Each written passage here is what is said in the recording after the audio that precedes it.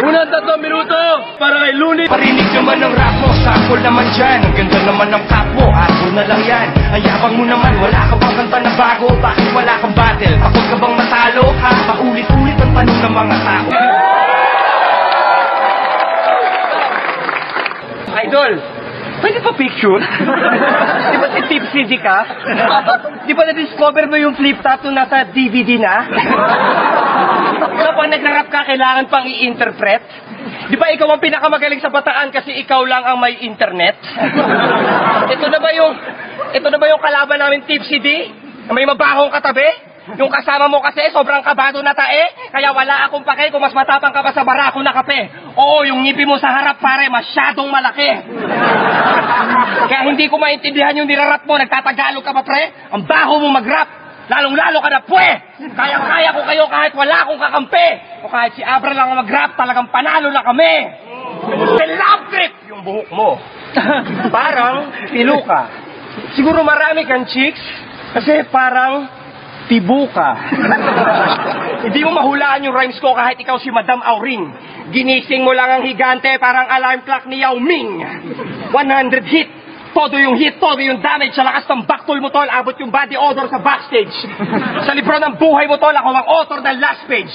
Pagkatapos ng battle na to, para kasi Delo na magpapa-comfort sa fan page.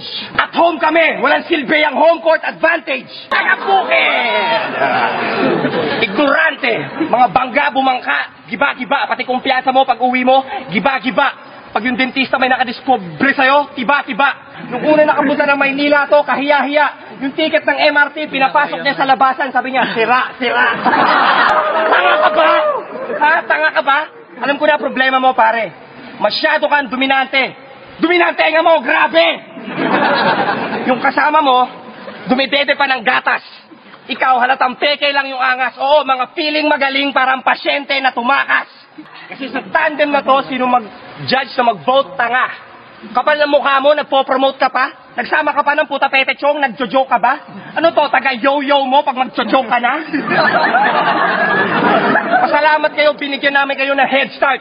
Ang rap battle sa Pinas kami ni Abra ang benchmark. Yung mga bara hindi na mabubura na parang stretch mark. At mamamatay kayo ngayong Marso, Death March! Mga letra namin ni Abra, dikit-dikit na parang dreadlocks. At ikaw, pustahan tayo, inimbita mo pa ngayong Airmats at Airpods. Pwes itong anak nyo, sasampalin ko ng Airmats, nakakatapak lang ng Jerbox. Babanggitin ko na, baka di nyo pa napuna. Akala ko ba battle, ba't sa toksita na napunta? Hoy Mark Andrade, mukha kang prom din na bading, bayot ka.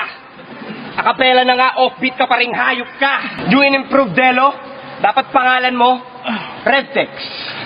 Delivery ko, professional, complete package, parang FedEx. Itong kasama mo, hinuli ng mga pulis, hinabol doon sa NLEX, nahulihin ng isang kambing, 2 manok, may kalong pang baboy sa FX. Kaya huwag ka na magpaka-tipsy. Dahil sa alak, sa amin tumba ka na. At hindi porket home court nyo, wala akong freedom magpatawa. Na sobrang taba ng shota mo, nagtitrisam kayong dalawa. Ito pa at iba pa.